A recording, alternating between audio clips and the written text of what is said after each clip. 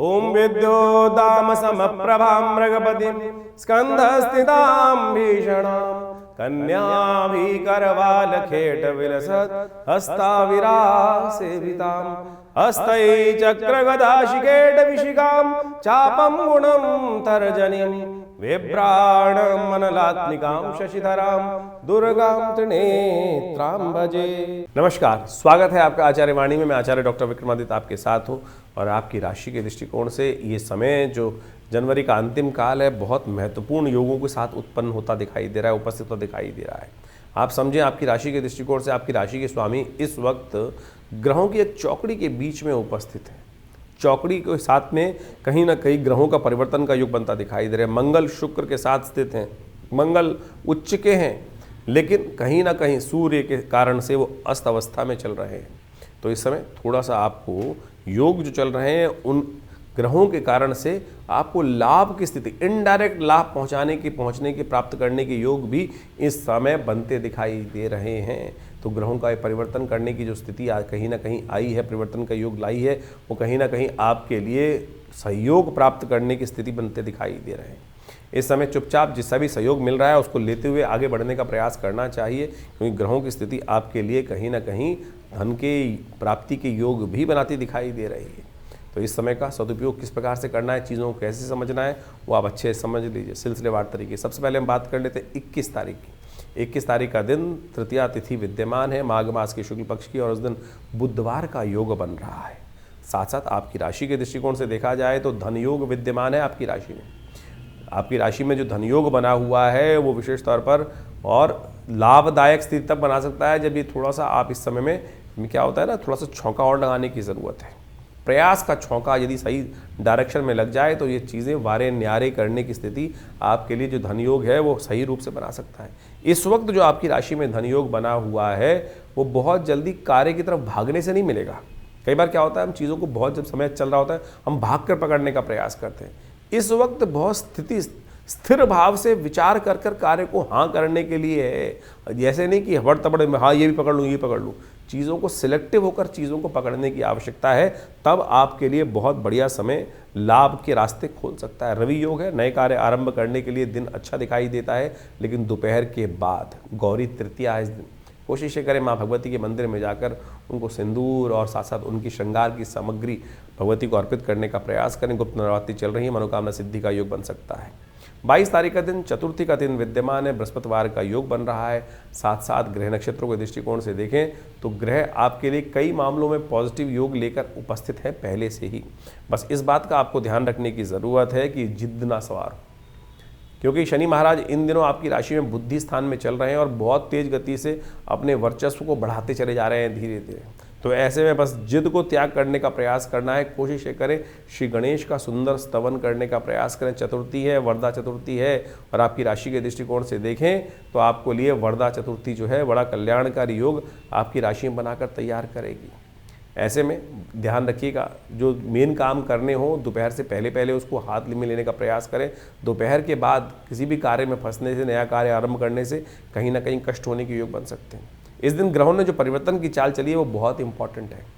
जो बुध और शुक्र दोनों के दोनों चंद्रमा के नक्षत्र में प्रवेश कर रहे हैं, और ये चंद्रमा के नक्षत्र में प्रवेश करने के कारण से कहीं ना कहीं थोड़ी मनोमस्तिष्क में चंचलता आपको थोड़ी परेशान कर सकती है। एक तो दोनों ग्रह अस्त हैं, फिर चंद्रमा के साथ में कहीं ना कहीं जुड़ रहे हैं, तो कहीं ना कहीं आपकी मन की बात, सोची हुई बात आप पर थोड़ी हावी हो सकती है। जहाँ बातें आप पर हावी होने लगें तब समझ लीजिएगा गलत तरफ जा रहे हैं। तो शीतल शांत मन से कार्य करने का प्रयास करोगे तो वो अच्छा रहेगा। बृहस्पतिवार का अवसर है, आपके लिए सबसे श्रेष्ठ उपाय जो हम बताएं तो वो रहेगा केले का दान करना। माँ भगवती के मंदिर में जाकर कहीं को केला अर्पित करने का प्रयास कीजिए, श्री गणेश को केला अर्पित करने का प्रयास कीजिए, चीज़ें आपके लिए अच्छी होंगी। 23 तारीख का दिन पंचमी तिथि का दिन है और इस दिन पंचमी बेहद खास होकर आई है। ये वर्ष की सबसे श्रेष्ठ पंचमी है जो इस बार विद्यमान है। शुक्रवार के दिन पंचमी का योग बन रहा है। ये पंचमी श्री पंचमी भी है और बसंत पंचमी भी है। इस दिन ग्रहों का योग जो आपकी राशि में आ रहा है विजय का शंखनाद करता हुआ आ रहा है, विजय का योग लेकर आता दिखाई दे रहा है आपकी राशि में। लेकिन ध्यान रखिएगा, इस वक्त शुक्र अस्त चल रहे हैं। शुक्र अस्त जब चल रहे होते हैं तो क्या होता है कि जो विजय का आनंद होता है वो कई बार नहीं लेने देते। तो ऐसे में उसको समझते हुए कार्य करने का प्रयास करें। श्री पंचमी है इस दिन, बसंत पंचमी तो सब मना लेते हैं लेकिन श्री पंचमी को भूल जाते हैं, तो वो भी हम रहस्य आपके समक्ष रखने वाले हैं।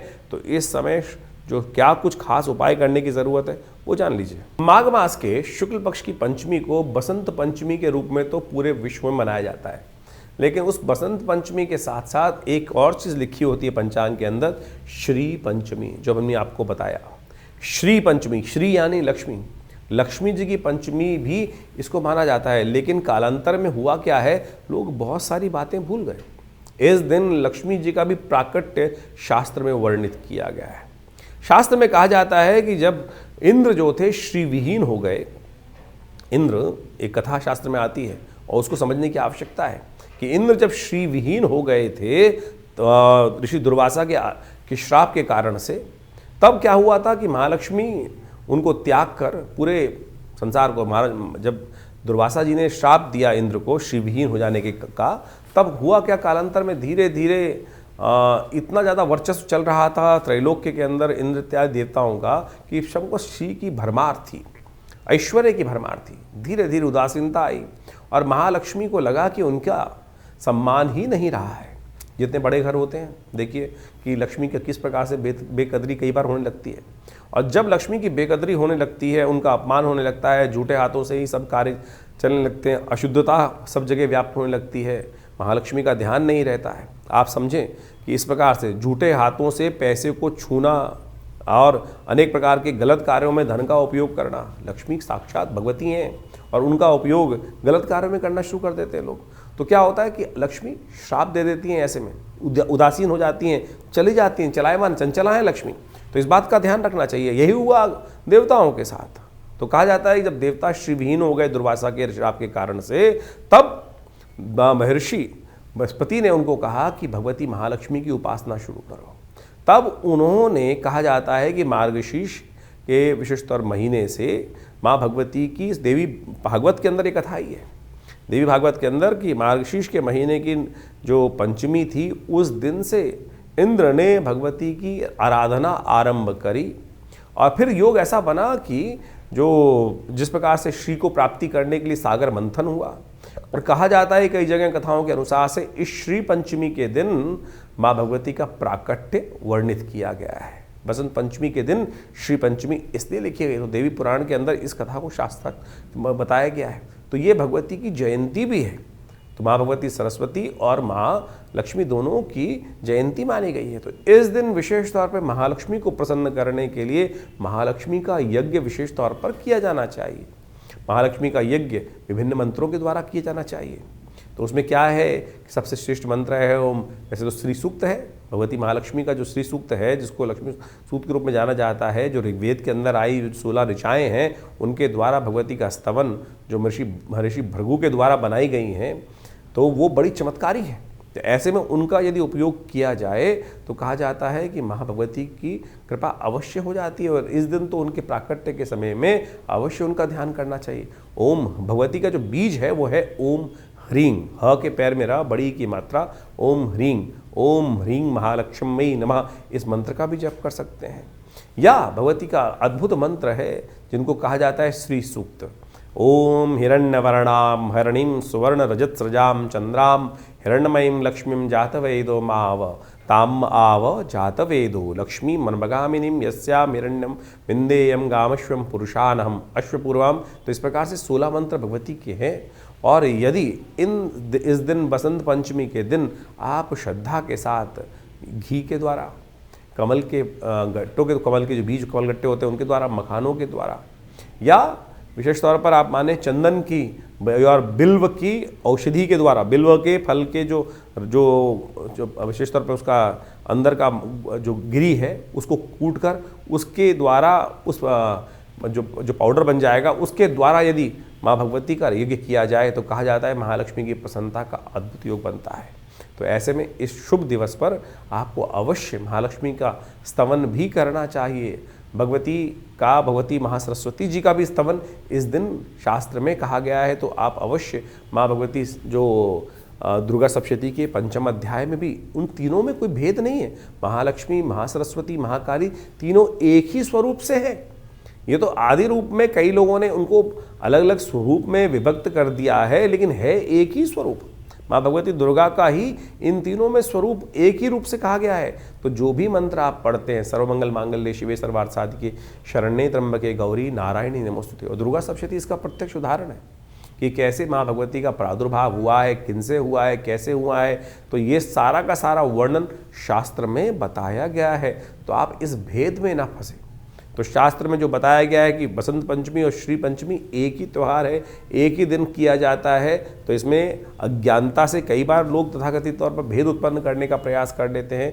तो इस शुभ योग में आप अवश्य जितना हो सके भगवती का सुंदर स्तवन करने का प्रयास करें, महालक्ष्मी का यज्ञ करने का प्रयास करें। ऐसे में विवेकानंद योगाश्रम में तो लगातार गुप्त नवरात्र के अवसर पर पूरा 9 दिन तक दुर्गा सप्तशती का यज्ञ चल ही रहा है। तो आप भी इस सुंदर दिवस पर आइए हमारे साथ यज्ञ में भाग लें। अपने नाम से महालक्ष्मी का यज्ञ कराने चाहते हैं तो आप हमारे फ़ोन से संपर्क साध कर हमारे साथ जुड़ सकते हैं। तो वृश्चिक राशि वालों, 24 तारीख का दिन आपकी राशि के दृष्टिकोण से क्या कुछ योग लेकर आया है जान लीजिए। षष्ठी तिथि विद्यमान है और इस दिन शनिवार का अवसर है। और ग्रह नक्षत्रों के दृष्टिकोण से हम आपको बताएं, ग्रह योग आपके लिए बड़े अच्छे योग बना रहे हैं। ये जो आपके लिए कह रहे हैं कि मिट्टी में भी हाथ डालो, जहाँ ताकत नहीं है वहाँ भी हाथ डालो, तो कहीं ना कहीं चीज़ें आपके फेवर में आप करने का मादा रखते हैं, ऐसा योग आपकी राशि में बना हुआ है। लेकिन आपकी राशि के दृष्टिकोण से इस वक्त सूर्य के कारण से कई ग्रह जो हैं वो अस्त अवस्था में चल रहे हैं। थोड़ा सा उनको बल देने की आवश्यकता है। अब देखिए, विजय का योग तो आपकी राशि में बना हुआ है, लेकिन लुट पिट कर विजय प्राप्त हो तो उसका फायदा नहीं होता है। तो ग्रहों को ठीक समझते हुए कार्य करने की ज़रूरत है। मंदार के पुष्प आपको मिल जाएंगे। मंदार षष्ठी है ये। मंदार षष्ठी कही जाती है कि जब सूर्य के बहुत सारे कष्ट हों कुंडली के अंदर तो उसको ठीक करने का योग बनाया जाता है। शास्त्र के दृष्टिकोण से इस दिन मंदार के पुष्पों को तोड़कर भगवान शंकर को माला के रूप में उसको पहना दिया जाए तो समस्त ग्रहों को ठीक करने के लिए शास्त्र कहता है ना, भावी मेट सकेंद्र पुरारी। तो ये भगवान शंकर की कृपा चाहिए। और इस दिन राशि के दृष्टिकोण से ये सोच मान लीजिए, शनि का भी निदान वहीं से निकलने वाला है। सुबह सुबह ये उपाय करने का प्रयास कीजिए। शनि भी आपकी जो नेगेटिव चल रहे हैं, बहुत तेज प्रभाव में चल रहे हैं, पूरे वर्ष ठीक होने के रास्ता अपना सकते हैं। छोटा सा उपाय है, शास्त्र के दृष्टिकोण से है और मत्स्य पुराण के अंदर इसके बारे में बहुत अच्छे से श्रेष्ठ के अंदर शास्त्र में वर्णित किया गया है इस उपाय के बारे में। तो आप अवश्य इसको अपनाने का प्रयास करें, आपके कष्ट निवारण करने का योग बनेगा। 25 तारीख का दिन सप्तमी तिथि विद्यमान है, रविवार का अवसर है और साथ साथ ग्रह नक्षत्रों का योगा योग जो है वो परिवर्तन की स्थिति में जाता दिखाई दे रहा है। दिन आरंभ में तो बड़ा अच्छा दिखाई देगा। जो महत्वपूर्ण कार्य करने हो, ताकत लगानी हो, दोपहर से पहले पूर्ण ताकत लगाने का प्रयास कर लीजिए, वो आपके लिए बड़ा श्रेष्ठ रहेगा। दोपहर के बाद का समय जो है, यानी 13 करीब 1:35 के बाद चंद्रमा का परिवर्तन होने का योग बनेगा और चीज़ों को बहुत ज़्यादा ढीला कर सकता है आपके लिए। चाहे वो स्वास्थ्य का मामला हो, चाहे कोई भी मामला हो, अन्य खर्चे बढ़ाने के योग बना सकता है। सूर्य सप्तमी है इस दिन, सूर्य का जन्म दिवस है, भानु सप्तमी जिसे कहा जाता है। तो भगवान सूर्य को इस वक्त आपकी राशि के दृष्टिकोण से यदि हम देखें तो सूर्य ने इस वक्त आपकी राशि के 3 ग्रहों को अस्त कर रखा है। जो आपकी राशि के स्वामी हैं उनको भी अस्त कर रखा है। जो आपकी राशि के दृष्टिकोण से देखा जाए तो आपके ऐश्वर्य के मालिक हैं उनको भी अस्त कर रखा है। और साथ साथ आपकी राशि के दृष्टिकोण से लाभ के स्वामी को भी कहीं ना कहीं सूर्य ने अपने ग्रास में फंसा रखा है। तो आप कोशिश करें भगवान सूर्य के जन्मदिवस के दिन उनको प्रसन्न करने के विभिन्न उपाय जो शास्त्र में वर्णित हैं वो अवश्य करने का प्रयास करें। अर्घ्य दें, गेहूं का दान करें, हो सके तो उनका मंत्र का जप करें। भानु सप्तमी एक ऐसी तिथि है जिसको शायद लोग भूल चुके हैं, यानी भानु सप्तमी यानी सूर्य का जन्मदिन। अनादिकाल में सूर्य इसी दिन से प्रकाश देना आरंभ किए थे। माघ मास की जो शुक्ल पक्ष की सप्तमी होती है उसको भानु सप्तमी कहा जाता है। भानु सप्तमी सूर्य का जन्मदिवस के रूप में मानी जाती है और इस बार अद्भुत योग बनकर तैयार हो रहा है कि रविवार भी है और भानु सप्तमी का योग भी बन रहा है। और यदि आपकी राशियों के दृष्टिकोण से देखा जाए तो जो प्रभाव है वो आप अच्छे से समझ लीजिए। इस समय सूर्य के तमाम दोषों को दूर करने के लिए ये वर्ष सूर्य का वर्ष है। और सत्य मान लीजिए इस बार जितनी उठापटक होने वाली है, क्योंकि बाकी ग्रहों की स्थिति जिस प्रकार की बन के तैयार होने वाली है, आप मान लीजिए एक के बाद एक अपनी महत्वाकांक्षाओं को पूर्ण करने के लिए लोग जो है वो ऐसी तरफ उद्धृत होने वाले हैं कि इस वर्ष कहीं ना कहीं भयावह स्थिति, टकराव शक्तियों, विभिन्न शक्तियों को आपस में टकराने की स्थिति बनती दिखाई दे रही है। चाहे छोटे लेवल पे हो चाहे बड़े लेवल पे हो। बड़े लेवल पे तो आप देख ही चुके हैं कि वर्ष के आरंभ के साथ ही कैसे बड़ी बड़ी शक्तियां आपस में एक दूसरे पे कब्जा करने के लिए होड़ में लगे हुए हैं। इस कार्यक्रम में हमने पहले भी अपने चैनल के माध्यम से बताया था कि ये जो वर्ष 2026 है, ये सूर्य का वर्ष है और ये ऐसा वर्ष आया है कि जिसमें लोग अपनी अनाधिकार चेष्टा करने की तरफ अग्रसित होंगे, क्योंकि सूर्य जो है वो बहुत तेजी गति से इस वक्त ऐसे योग बनाते दिखाई दे रहे हैं कि जो राजा प्राप्ति करने के स्थान प्राप्त करने की तरफ अग्रसित होते दिखाई दे रहे हैं। तो मनोमस्तिष्क में कहीं ना कहीं क्लैश उत्पन्न करने के योग बहुत तेजी से बनते दिखाई दे रहे हैं। तो ऐसे में भगवान सूर्य को आपके जीवन में, क्योंकि बेकार कि हम सब आपकी राशि के दृष्टिकोण से समझें तो कैसा योग बना रहे हैं, तो कहीं ना कहीं अपने ज़बरदस्ती के अहंकार को हम यदि और ज़्यादा घी डालेंगे तो कहीं ना कहीं सूर्य के जो नेगेटिव प्रभाव को भी हम प्राप्त कर सकते हैं। तो कोशिश करें, अत्यधिक ताप जो होता है ना वो ठीक नहीं होता। एक संग जो है एक निश्चित दूरी पर रहते हुए कार्य कर लेना सबसे अच्छा होता है। एक ना अति घाम ना अति जो बहुत तेज जो ठंड वाला काम होता है, दोनों चीज़ें संदर्भता दोनों जगह कष्ट देने की योग बनाती है। तो सूर्य को सेंटर हमारे लिए सम रूप से हमको प्रकाशित करते रहे, वैसे काम करते रहें। तो उस दिन कोशिश ये करें भगवान सूर्य के निमित्त अवश्य कुछ ना कुछ कार्य करने का प्रयास करें। आपकी राशि के दृष्टिकोण से हमें दिखाई देता है कि इस समय आपको विशेष तौर पर रविवार के दिन भगवान सूर्य को अर्घ अवश्य देना चाहिए। सूर्य के जन्मदिवस के दिन किसी बड़े व्यक्ति को जन्मदिवस देने जाते हैं तो आप माला पहना के आते हैं, कुछ ना कुछ उनका स्वागत करते हुए वस्त्र इत्यादि अलंकृत करने का प्रयास करते हैं।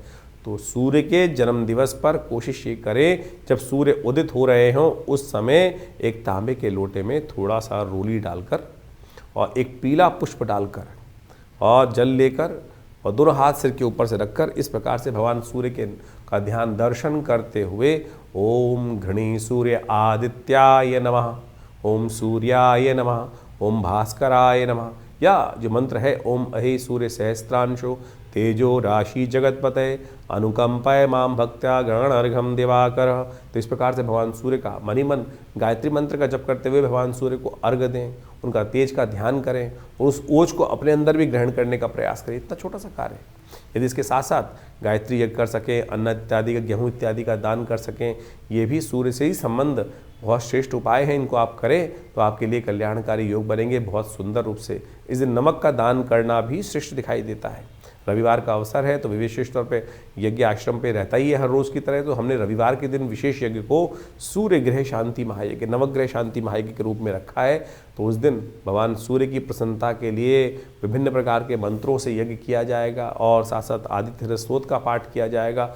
आप उस यज्ञ में सम्मिलित होकर, जो विवेकानंद योगाश्रम में रविवार को सुबह 8 बजे से आरंभ होकर करीब करीब 11 बजे तक कार्यक्रम चलेगा। भगवान सूर्य की विभिन्न कथाओं के माध्यम से भगवान सूर्य के निमित्त विभिन्न प्रकार के यज्ञ इत्यादि मंत्र इत्यादि के द्वारा यज्ञ में आहुतियाँ देकर भगवान सूर्य के तमाम कष्टों को दूर करने के लिए, जब सूर्य शेष नहीं होता तो बहुत सारी समस्या देता है कुंडली के अंदर। जब सूर्य खराब चल रहे होते हैं तो स्किन डिसीज, हड्डियाँ संबंधी समस्याएँ, या आपके लिए हार लगातार हो जा रही है जीवन में, तो समझ लीजिए कहीं ना कहीं सूर्य ठीक नहीं है। बहुत ओवर एम्बिशियस आदमी है वो भी सूर्य के कहीं ना कहीं जो सेल्फ कॉन्फिडेंस व्यक्ति लूज कर चुका है और कीर्ति प्राप्त हो ही नहीं रही है। कीर्ति का संबंध भी सूर्य के साथ होता है, आत्मा का संबंध भी सूर्य के साथ ही है। तो जितने डिप्रेशन की बहुत सारी बीमारियां हैं, बहुत सारे लोग केवल चंद्रमा से जोड़ते हैं उसको, लेकिन यदि सूर्य बलहीन है कुंडली के अंदर, या पापग्रह युक्त है, या अच्छी अवस्था में नहीं है, या नवांश में अच्छी अवस्थाओं में नहीं है, ग्रह खराब ग्रहों के साथ बैठा हुआ है, तो इस प्रकार की समस्याएं उत्पन्न करने का योग दे देता है। अब है तो है, जो योग है उसको ठीक कैसे किया जाए। तो ऐसे शुभ मुहूर्त जो आ जाते हैं उस समय में हमको इनके छोटे छोटे निदान जो हैं वो कर हम बहुत बड़ा लाभ अपने जीवन में प्राप्त कर सकते हैं। तो इसलिए हमने ये सारा रहस्य आपके समक्ष रखा है। उपाय बहुत सरल है, बहुत सीधा साधा है। हींग लगे ना फिट करे, रंग चौका हुआ, कोई बहुत पैसे खर्च करने की ज़रूरत नहीं है। लोग लाखों रुपए के कुछ ना कुछ, कोई माणिक के पहनने के लिए खर्चा कर देता है, कोई सोने की अंगूठियाँ पहनने के लिए खर्च कर देता है, कोई लाखों रुपए के दान करने की व्यवस्था कर देता है। तो सीधा सरल तरीका है, भगवान के मन दिव्य से उनको अर्घ दीजिए, यज्ञ में बैठिए। हमारे आश्रम में रविवार वाले कार्यक्रम में कोई धन नहीं लिया जाता। बहुत सारे लोग कहते हैं कि कोई मेंबरशिप फीस, किसी प्रकार भी कोई खर्चा नहीं है। आप आएँ, चाहें तो बैठ के हमारे साथ उस कार्यक्रम में भाग लें। माँ भगवती आपकी समस्त मनोकामनाएं सिद्धि करें। तो ऐसे में तो बड़ा सुंदर योग बना हुआ है। सप्तमी का, गुप्त नवरात्रि में सप्तमी का योग भी है और साथ साथ गुप्त नवरात्रि का यज्ञ भी चल रहा है। तो आप इस कार्यक्रम में अवश्य भाग लेकर माँ भगवती की कृपा अपने जीवन में समस्त कष्टों को दूर करने के लिए अपना सकते हैं। वृश्चिक राशि कंटिन्यू। तो वृश्चिक राशि वालों 26 तारीख का दिन ग्रह योग के दृष्टिकोण से क्या बताता है जान लीजिए। इस दिन यदि हम आपकी राशि गणनाओं के अनुसार से देखें तो पंचांग पहले समझ लेते हैं। अष्टमी तिथि विद्यमान है 26 तारीख को, और साथ साथ उस दिन जो सोमवार का योग पड़ रहा है, गणतंत्र दिवस है। बहुत बहुत शुभकामना आप सबको भारत के इस गणतंत्र दिवस की। हमारे इस जो विशेष तौर पर भारत के अंदर आप समझें कि ये हमको गणतंत्र बनाने की, एक साथ मिलकर चलने की, जो हमारा भारतीय संस्कृति का श्लोक है कि सब मिलकर एक हैं, एक दिशा में चलने का प्रयास करें, तो वही दिन है गणतंत्र के रूप में सर्वे भवन्तु सुखिनः की बात करते हुए उसको हमें समझना चाहिए। और ग्रह भी आपकी राशि के दृष्टिकोण से इसी वक्त यही इंगित करते दिखाई दे रहे हैं। देखिए आपकी राशि में इस वक्त क्या है कि यदि बटे बटे रहोगे ना, सबके साथ मिलके नहीं चलोगे तो बियॉन्ड खर्चा होने के योग दिखाई देते हैं। इस वक्त आपकी राशि के दृष्टिकोण से मनोमस्तिष्क में कहीं ना कहीं भेद होता दिखाई दे रहा है। आपके अपने विचार जो बचपने के कारण से ऐसी स्थिति बन सकती है कि जो सही सोचे बच्चा, बचपने का मतलब होता है बिना सोचे समझे कुछ भी कार्य कर दिया, बस वहीं कहीं ना कहीं वो समय आपका भारी पड़ सकता है। तो आपको आवश्यकता है कि इस वक्त सोच विचार कर कार्य करने की ज़रूरत, चाहे सेहत हो चाहे आपके लिए कहीं भी, नहीं तो दिन थोड़ा महंगा और खर्चीला साबित हो सकता है। भद्रा थोड़ी सुबह सुबह विद्यमान रहेगी, तो नए कार्यों की तरफ सुबह कम से कम 10:30 के बाद ही अग्रसित होने का प्रयास कीजिए, वो आपके लिए अच्छा रहेगा। सोमवार का अवसर है, शिव का थोड़ा ध्यान करें, शिव का पूजन करें, ओम नमः शिवाय का जप करें, वो कल्याणकारी योग बनेगा आपके लिए। 27 तारीख का दिन नौमी तिथि विद्यमान है और मंगलवार के दिन सुंदर नौमी का योग बन रहा है। गुप्त नवरात्रि का योग चल रहा है। चंद्रमा इस दिन आपकी राशि के दृष्टिकोण से देखा जाए तो बहुत अच्छी अवस्था में जाने वाले हैं। दिन थोड़ा हल्का दिखाई देता है, लेकिन शाम आते आते कहीं ना कहीं कोई गुड न्यूज़ प्राप्त करने का योग भी, कोई नई दिशा प्राप्त करने का योग भी, नए विचार प्राप्त करने का योग आपकी राशि में सुंदर रूप से बनता दिखाई दे रहा है। मंगल को थोड़ी ताकत दीजिए, क्योंकि इस दिन मंगल जो है वो अब शुक्र के नक्षत्र में बिल्कुल प्रवेश करने के लिए तैयार बैठे हुए हैं, और वो शुक्र के नक्षत्र में प्रवेश करते ही क्या होता है, थोड़े से ताकत में बहुत बियॉन्ड आने के योग बनाते दिखाई दे रहे हैं। तो ऐसे में क्या होगा कि अपने वर्चस्व को प्राप्त करने के लिए मंगल कहीं ना कहीं जो छटपटा रहे हैं, सूर्य उनको बाहर नहीं आने दे रहे हैं, तो उसके लिए थोड़ा सा उनको बल देने की आवश्यकता है। हनुमान जी की पूजन करें तो उसके लिए कहीं ना कहीं स्थिति अच्छी होगी। आपकी राशि के दृष्टिकोण से वो आपके लिए बहुत सुंदर रहेगा। इस दिन गुप्त नवरात्रि का अंतिम दिवस भी है और साथ में मंगलवार भी है, तो कोशिश ये करें माँ भगवती दुर्गा के साथ हनुमान जी की सुंदर आराधना करने का प्रयास करें। हमने विवेकानंद योगाश्रम में भी कई कार्यक्रम रखे हैं। 27 तारीख के दिन एक खास योग बन रहा है, वो आपको अच्छे समझ लेना चाहिए। इस दिन गुप्त नवरात्र की नौमी तिथि है और साथ साथ मंगलवार का योग भी बन रहा है। ये मंगल को जब भी कोई अनुष्ठान जब पूर्ण करने का योग बनता है तो कहा जाता है ऐसे में मनोकामनाओं को सिद्धि के लिए अद्भुत योग बनता दिखाई दे रहा है। नौमी और मंगलवार का योग माँ भगवती को प्रसन्न करने के लिए बड़ा सुंदर, ग्रह नक्षत्र चंद्रमा उच्च के होकर विराजमान है इस दिन, तो ये योग मनोकामना सिद्धि के लिए बड़ा अद्भुत शास्त्र के दृष्टिकोण से वर्णित किया गया है। हमने विवेकानंद योगाश्रम में जो 9 दिन से चल रहा गुप्त नवरात्रि का यज्ञ है, माँ भगवती का चंडी यज्ञ जो चल रहा है, उसकी पूर्णाहुति की वेला रहेगी, और साथ साथ मंगलवार का सुंदर कांड का पाठ रखने का भी हमने सुंदर कार्यक्रम रखा है।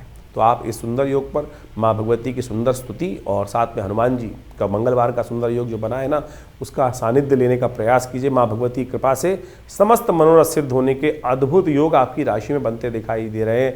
ध्यान रखिएगा, ये योग बहुत ही चमत्कारी है, बहुत ही मनोकामनाओं को सिद्ध पूर्ण करने वाला है। हमने 9 दिन तक जिस प्रकार से माँ भगवती की सुंदर आराधना करने का योग बनाया है, जो भगवती के विभिन्न यज्ञ 9 दिन तक सप्तशती के यज्ञ चले हैं, उसके साथ साथ अंतिम में भंडारा और साथ साथ माँ भगवती की सुंदर आरती और सुंदरकांड मंगलवार पढ़ने के कारण से जो हमारा रेगुलर सुंदरकांड चलता है शाम के समय, उसका एक भव्य कार्यक्रम विवेकानंद योगाश्रम में रखा गया है। आप सब सादर आमंत्रित हैं। इसी अवसर पर, नौमी के अवसर पर कहा जाता है कि जो भगवती का दर्शन नौमी के दिन करते हैं, और ये दुर्गा सप्तशती के अंदर स्वयं एक जो 12वां अध्याय वहाँ वर्णित है, माँ भगवती दुर्गा उनकी मनोकामना सिद्ध कर देती हैं पूर्णता, और उसमें मंत्र आया है, सर्वा बाधा विनिर्मुक्तो धनधान्य सुतान्विता मनुष्यो मत प्रसादेन भविष्यति न संशय, कि ऐसे में कोई संशय नहीं है।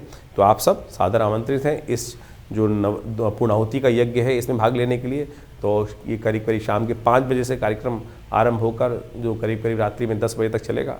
आप सब सादर आमंत्रित हैं विवेकानंद योगाश्रम में इस नवरात्रि के साथ साथ सुंदरकांड के पाठ में माँ भगवती आपकी मनोरथ सिद्ध अवश्य करेंगी। तो वृश्चिक राशि वालों, 28 तारीख का दिन ग्रह नक्षत्रों के दृष्टिकोण से क्या कुछ खेल आपके साथ करने वाला है जान लीजिए। आपकी राशि के दृष्टिकोण से असंभव को संभव करने का दिन दिखाई देता है। वो आपके बाहुबल से, आपकी योजनाबद्ध तरीके से विचारे हुए कार्य को सही रूप से यदि आप कर लें और जिद ना सवार हो तो डेफिनेटली मान लीजिए कि दिन आपके जिम्मे रहता दिखाई दे रहा है।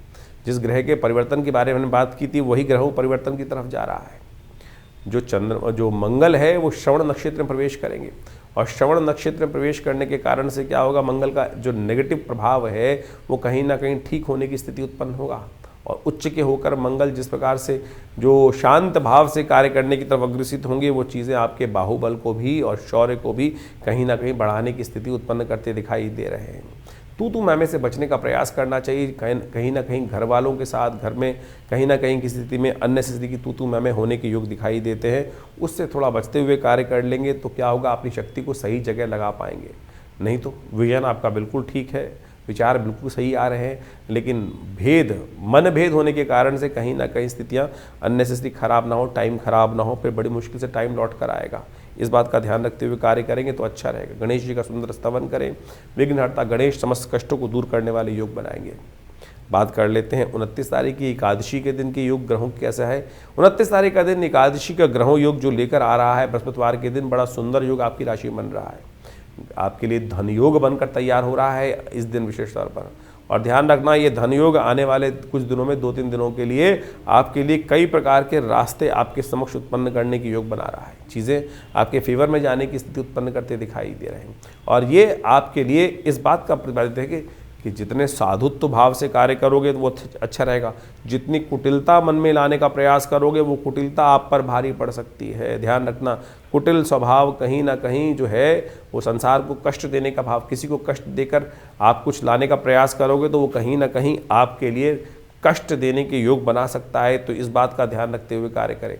बहुत ज़्यादा इधर उधर हिलजुल स्थिति, दृढ़ होकर कार्य करने की आवश्यकता है, वही आपके लिए अच्छा है। आपकी राशि के दृष्टिकोण से जो ग्रहों का योगा योग बन रहा है वो कहीं ना कहीं श्रेष्ठ स्थिति को उत्पन्न करता दिखाई दे रहा है। इस दिन एकादशी है तो कोशिश करें भगवान विष्णु का सुंदर स्तवन करने का प्रयास करें।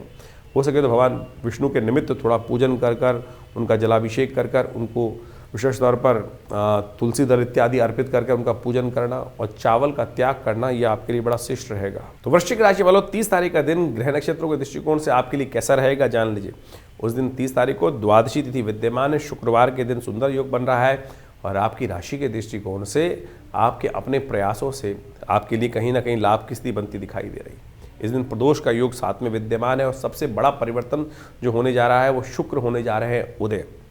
और आपकी राशि के दृष्टिकोण से ये शुक्र उदय होकर आपके लिए कहीं ना कहीं आपके सहयोगी जो है, आपके घर के लोग जो है वो आपके लिए बहुत लकी साबित होते दिखाई दे रहे हैं। और बाहर वाले कहीं ना कहीं नुकसान करने की स्थिति बना सकते हैं। और घर वालों का यदि सहयोग आपको सही रूप से मिल जाए तो सत्य माने उनकी बात आप मान के चल भी लें तो ग्रह नक्षत्र योग ऐसा बना रहे हैं कि जो आपके लिए कहीं ना कहीं आने वाले कुछ दिनों में समय बहुत बढ़िया लाभ की स्थिति उत्पन्न करता दिखाई देगा। बस थोड़ी ग्रहों की चिंता बात मानने की ज़रूरत है। लेकिन शनि महाराज जो है ना वो आपकी बुद्धि में इस वक्त सवार है, वो कहीं ना कहीं आपको अपने घर वालों को दुश्मन बना के बैठे हुए हैं आप अपना। तो कोशिश ये करें घर वालों के साथ बड़ा थोड़ा मीठा बोलने का प्रयास कीजिए। शुक्र उदय हो रहा है, प्यार भी बढ़ेगा और चीज़ें पॉजिटिव जाने की तरफ भी अग्रसित होने की तरफ जाती दिखाई दे रही। प्रदोष है इस दिन तो कोशिश करें सुगंधित द्रव्य के द्वारा भगवान का सुंदर अभिषेक शाम के समय करने का प्रयास करें, वो कल्याणकारी योग बनाएगा। त्र्यंबकम यजामहे सुगंधिम, इस मंत्र का जप करते हुए भगवान शंकर का गंधोदक से अभिषेक करना शाम को सूर्यास्त के बाद आपके लिए बड़ा कल्याणकारी रहेगा, समस्त दोषों को हरने वाला रहेगा। 31 तारीख त्रयोदशी तिथि उदया तिथि के रूप में विद्यमान है और इस दिन शनिवार का योग लेकर आया है धन योग। आपकी राशि के दृष्टिकोण जो बना हुआ है ये ग्रह नक्षत्रों का योग कहीं ना कहीं आपकी राशि के दृष्टिकोण से पॉजिटिव चेंजेस करने की तरफ जा रहा है। शुक्र का धनिष्ठा नक्षत्र में प्रवेश करना ये बहुत महत्वपूर्ण रहेगा आपके लिए, चाहे वो लव लाइफ हो, चाहे आपकी पर्सनल लाइफ हो, या कहीं ना कहीं दोनों चीज़ें धन और प्रेम दोनों प्राप्त होने के लिए आपकी पॉजिटिव वर्क्स जो रहेंगे, सही डायरेक्शन में काम करना, वो कहीं ना कहीं आपके लिए बहुत पॉजिटिव रहता दिखाई दे रहा है। तो इस प्रकार से आपने ग्रहों का योगा योग समझा। ग्रहों के योगा योग के कारण से ही जीवन में घटनाओं का जो आगे सृजन होता है वो वास्तविक तौर पे समझा जा सकता है। ग्रहों का योगायोग कब हमारे लिए शुभ है, कब हमारे लिए अशुभ है, ये ज्योतिष की काल गणना बहुत प्रत्यक्ष रूप से समझा सकती है। आने वाला समय किस करवट बैठने वाला है, हमारे साथ क्या कुछ होने के योग हैं और कब हम अपने जीवन के योगायोगों को अपने लिए शुभ उपयोग कर सकते हैं, इसको इस प्रकार समझें। बहुत सारे लोग कहते हैं कि नहीं ऐसा कुछ नहीं हो सकता है। बिल्कुल, आप तो हर रोज़ इसी प्रकार का कार्य करते हैं। आपके अनुभव से आपको पता है कि कब सर्दी आने वाली है, कब गर्मी आने वाली है, कब बरसात होने के योग हैं। तो आप अपने आप को उससे पहले तैयार कर लेते हैं। सर्दी से पहले गर्म कपड़े खरीद लेते हैं और गर्मी आने से पहले उसके अनुसार से अपने घर में व्यवस्था कर लेते हैं, जिससे आपके लिए क्या होता है कि वातावरण के अनुसार से अपने आप को व्यवस्थित करने का मार्ग बन जाता है। ये आपका अनुभव है। ज्योतिष भी वही है, उसकी और सूक्ष्म गणनाएं हैं कि किसके अनुसार से अप्रत्यक्ष रूप से क्या कुछ घटनाएं हमारे साथ होने वाली हैं और कैसे हम उसको अपने जीवन में रक्षात्मक तौर पे यूज़ कर सकते हैं। कब हमारे लिए लाभ का समय है और कब हमारे लिए समय कष्ट वाला है। जैसे किसी के लिए कभी जन्मपत्री में समय चल रहा होता है, कोई दशा महादशाएं अंतरदशाएं किस प्रकार की बन रही हैं, ढैयाएँ बन रही हैं, अशुभ योग बन रहे हैं, कभी शुभ योग बन रहे हैं, कब जीवन में भाग्योदय का योग बनने वाला है। तो उस समय में अगर मिट्टी में भी हाथ डालोगे तो सोना बन जाएगा, और समय खराब चल रहा हो और ऐसे में पता ना हो तो क्या होगा कि गलत जगह फंस जाएंगे। सोने में के हाथ यदि मिट्टी में डालेंगे और वो परिवर्तन किस प्रकार से हो जाएगा, राख में परिवर्तित हो जाएगा। तो यही जो समय की काल गणना का ज्ञान है, काल चक्र ज्योतिष विज्ञान के अनुसार से आप समय को प्रत्यक्ष रूप से समझ सकते हैं। तो इसलिए अपने मन मस्तिष्क को भ्रांति में ना रखें। बहुत सारे लोग तथाकथित तौर पर आप ज्योतिष के ऊपर कई प्रकार के प्रश्न चिन्ह खड़े करने के प्रयास करते हैं और बहुत सारी अनेक व्यंग्यात्मक तौर पे बहुत सारी बातें चलती रहती है। हम भी देखते रहते हैं कभी कभी बहुत सारे लोग व्यंग्यात्मक तौर पे जिन्होंने मजाक उड़ाना है वो मजाक उड़ाते रहेंगे। तो आप कोशिश ये करें, ज्योतिष विज्ञान के माध्यम से लाखों वर्षों से लोगों ने इसका लाभ लेते आए हैं और प्रत्यक्ष रूप से आप भी अपने जीवन में ग्रहों की गणनाओं को अच्छे समझकर कार्य करने का प्रयास करें। चिंता ना करें। कई कुंडलियों में बहुत सारे अशुभ योग होते हैं। कोई अपने मनोमस्तिष्क में ऐसी विचित्र विडंबनाएं लेके बैठ जाते हैं। अब क्या हुआ, किसी के बच्चे की कुंडली जन्म हुआ और वो मांगलिक निकला, या कोई और योग निकल आया, किसी कुंडली में अशुभ केमुद्रम योग निकल आया, और तो उसके कारण से बहुत सारी भयावह स्थिति बन जाती हैं। लेकिन यदि आपका ज्ञान सही है, ज्योतिष के अंदर कारण जानकर निवारण के मार्ग भी तो जगह जगह समय समय समाधान जो है वो जगह जगह बताए गए हैं, और सत्य माने वो समाधान प्रत्यक्ष रूप से कार्य करते हैं। चाहे वो महामृत्युंजय मंत्र हो, चाहे वो लक्ष्मी प्राप्ति के मंत्र हो, चाहे वो विभिन्न प्रकार के अनुष्ठानित चीज़ों में किए जाने वाले प्रयोग हों, उनके द्वारा सब चीज़ें परिवर्तन करने का मार्ग बिल्कुल प्रत्यक्ष रूप से बन सकता है। सकल पदार्थ है जग माही, और एक बात समझ लें, कर्महीन पुरुष पावत नाही। तो इसलिए ऐसा कुछ नहीं है जिसको आप परिवर्तन की तरफ नहीं ले जा सकते। प्रयास की आवश्यकता है, सही दिशा में सोचने की आवश्यकता है, सही दिशा में कर्म करने की आवश्यकता है, सही दिशा को पकड़कर उस पर चलने की आवश्यकता है। तो ज्योतिष विज्ञान कभी भी किसी को भ्रांति में नहीं रखता है,